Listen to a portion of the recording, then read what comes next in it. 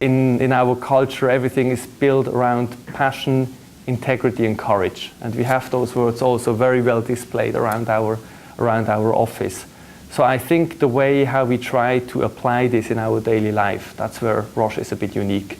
I also believe that Roche is very good at listening to its employees. I think the single most important one, the most important thing for me was adaptability.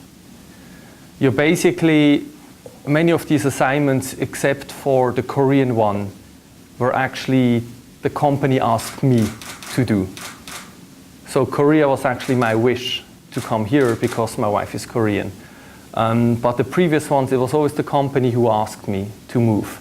And I think you leave your comfort zone and you're being thrown into a new culture, into a new environment. And I think that's a great experience. That's something I wouldn't want to miss. And it's a certain adaptability that you need to survive in different cultures, clearly. And it's a tough learning curve. People in the US and in Indonesia are very different. They have different expectations from their boss or from their leader. So, for example, when I moved to the US, from the US to Indonesia, in the US my team was very independent. I gave them very high-level guidance and they would execute the job by themselves. In Indonesia, the expectation of the people were much more hand-holding. They needed much more guidance. And I did not realize that from the beginning. I was still fairly young and my team in Indonesia was actually fairly big. So when I got my first feedback from my employees, it was pretty bad. And so obviously you learn from, and I can say after 2.5 years in Indonesia, my feedback was better than it previously was. In the middle, I think what I really like here is execution.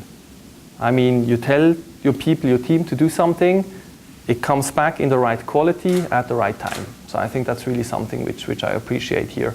Specifically talking for my team, I sometimes miss a little bit the creative part.